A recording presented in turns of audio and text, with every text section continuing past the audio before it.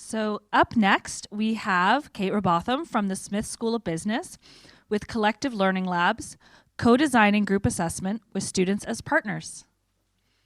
There you are. Great. Thank you.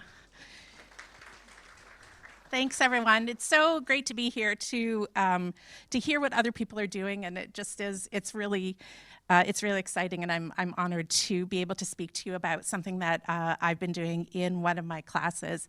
I wanted to start out just by highlighting what grounds my approach to what I do in the classroom. It's so interesting to hear Jessie Stommel's name that just came up, because what I was going to share with you is an experience that I had at the Digital Pedagogy Lab, which was run by Jessie Stommel and Sean Michael Morris. And I had this experience in 2018. I went to the week-long lab that they did. And one of the keynote speakers there talked about how teaching is an act of love. And I think in a room like this is something that, I see some nodding heads. This is something that we, maybe feel ourselves. But I also teach in a business school, and we don't really talk about really anything as an act of love in a business school. So for me, part of what I was really trying to figure out is, what does this look like? I was fortunate to work with an educational developer, Scott Whetstone, who's sitting in the back corner, and I came back from that Digital Pedagogy Lab and I said, okay, I want to do ungrading, I want to do unessay, I want to do all of this, and Scott really worked with me on that. So what I'm presenting to you today really kind of comes from that. But what I also did early on early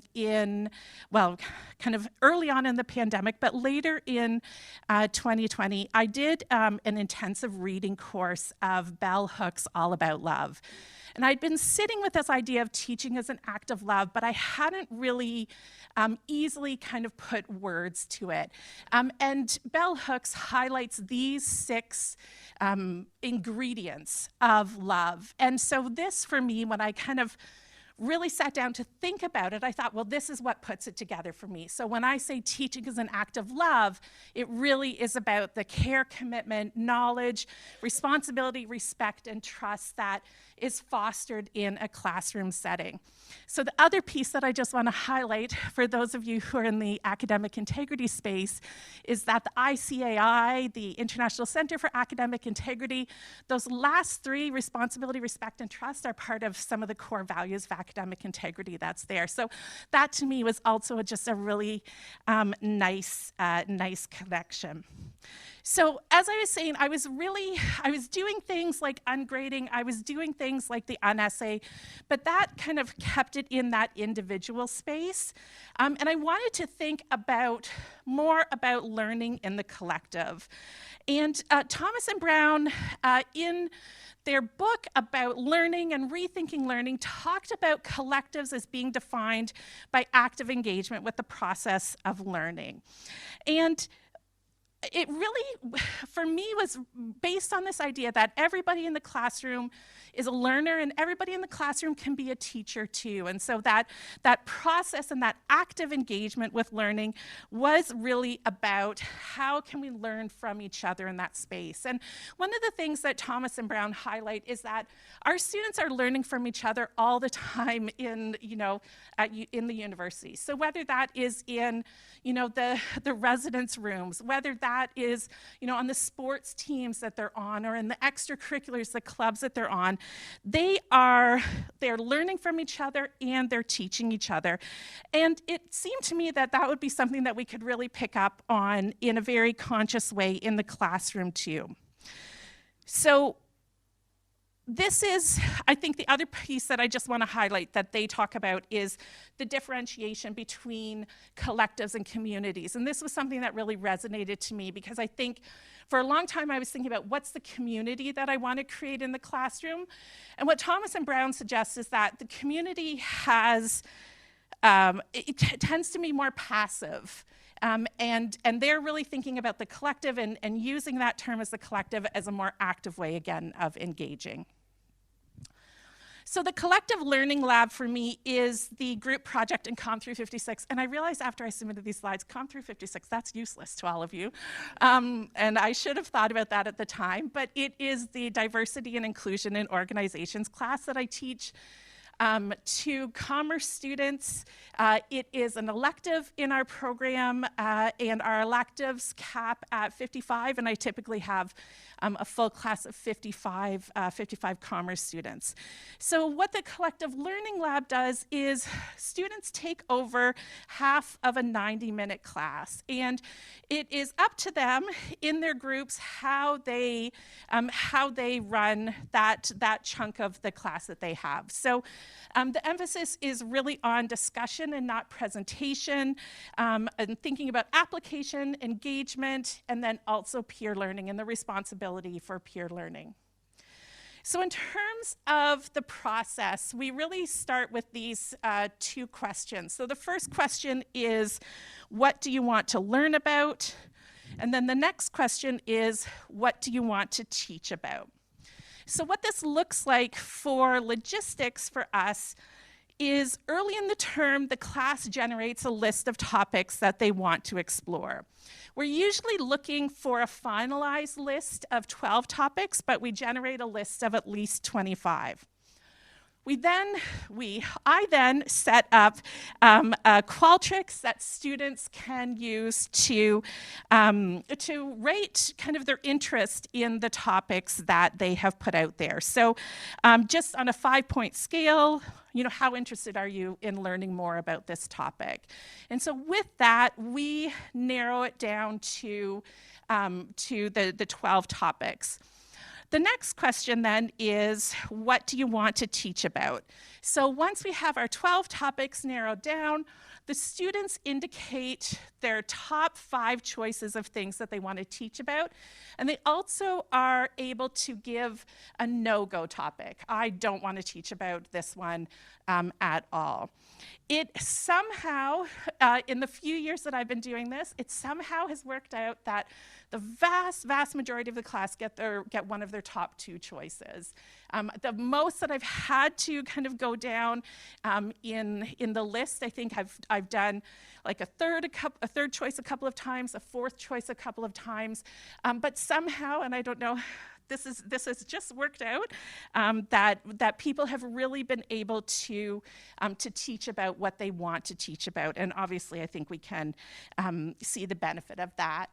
The groups are formed, and this is something that we talk a lot about in the School of Business, because so much of our classes have group work, as I'm sure many of your classes do, and there's always a big question about how groups are formed. And here, the groups are formed based on student interest. So they're all motivated to be there and to kind of develop this together.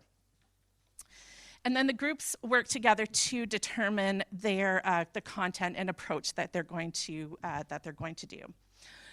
So what they do in the first few weeks of working together is they research their topic. They have to put together a research brief. They design the session, so they set out objectives for the time that they're teaching others. They set out, obviously, they prepare the content. They prepare any activities. They have to be clear about the timing of how they're going to do things. They create any supporting materials. And then they have the time where they actually facilitate the learning in the classroom. I work with them particularly through the research stage, offering different resources, pointing them in different ways. Again, because they're typically really excited about these topics, they're really jumping in. But this is a place where I would put a little bit of extra attention with them. Feedback is provided along the way, and one of the pieces of feedback kind of after it's all over is that students get to indicate how much they learned, what they learned, and those types of things from their peers.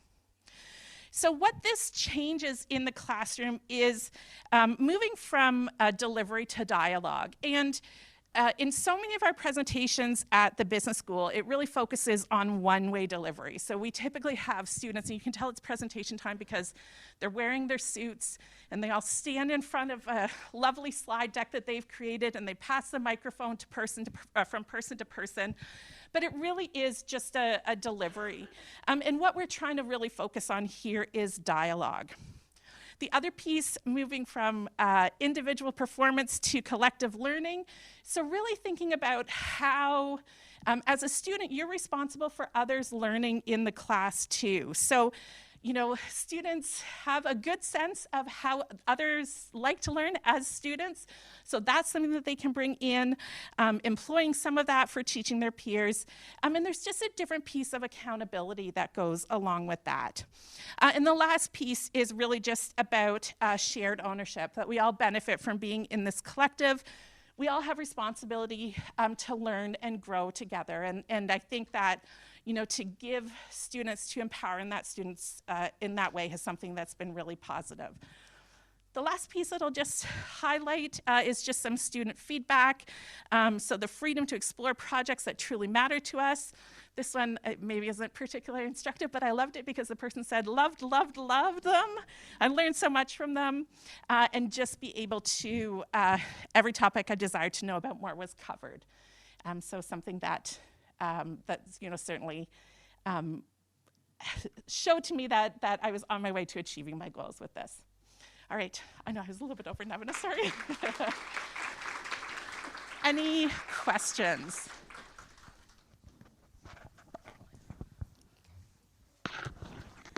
So you said you started with about 25 ideas for this and you got it down to 12. Yeah. Are these totally freeform, or do they fit into your own personal course learning outcomes? Do you have to fill in the gaps? What I say to them is it has to be related to the topic. And one of the things that, you know, to the course, you know, so the course is diversity, inclusion, and organizations. We take a broad view of what organizations are. So we have had kind of projects related to healthcare, which again, typically we're not dealing with in the business school, kind of in that way. So it is, it's one of those things I really just trust the students that we're going to get to where we want to get to, and ultimately that we're going to learn something like related to this topic. So we take a broad view of that. So no, I try not to be. I try to let it go where it goes. Okay. And so if there are, I'm just trying to understand your course a little bit more. So do you, like, if there's one facet that you think really should be covered, do you go back and do that separately, or do you kind of? Absolutely. Yeah. Okay. Yeah. And I think the other part too is if they say something, like we do this early on in the term, and if it's something that they indicate that they want to learn about, and it's something that's already built into the course, then I would let them know that, and we'd kind of divert that way. Yeah. Yeah.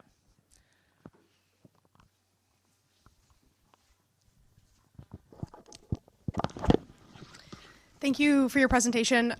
Sometimes it can be very difficult to assess group work, and so I'm just wondering what your assessment structure looks like. Are there any self-assessments, peer assessments? Is it all instructor-based? Yes and yes and yes. So there are certain pieces that I do, and that's why I work on the research report. There is peer assessment, there is self-assessment.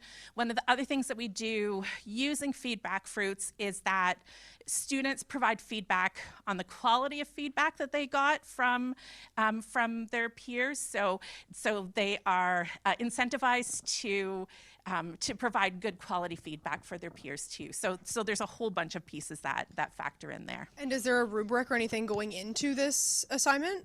There is not a kind of a rubric checklist of you have to do these things, but these are the considerations. This is what we've decided as a class, that these are the points that we want to highlight, so it would be something like that. Yeah.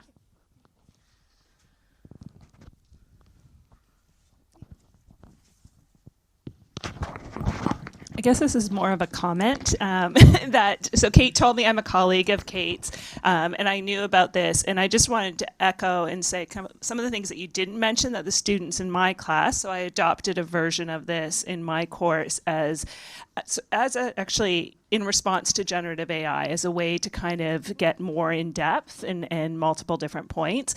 And a few of the students, when I asked them to sort of reflect on the 3 things that they would take from the course, one was the process of teaching. So I brought in individuals from the CTL to go through what is a lesson plan, how do you teach someone as opposed to present someone, and they said that that was something that they would carry through.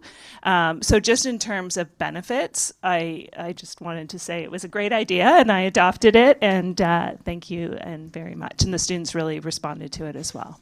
Thanks. I think one of the other things too that pieces of feedback that we've had relates to, a student who after taking the course went out on an internship and came back and said that was more like how we do presentations when we go out into, so it's not the standing in front of slides with a deck that you just go through, but to have that, like that teaching piece, that interactive piece, so that they also felt that it really modeled what was going on in their internships too, and what they would expect to see as employees.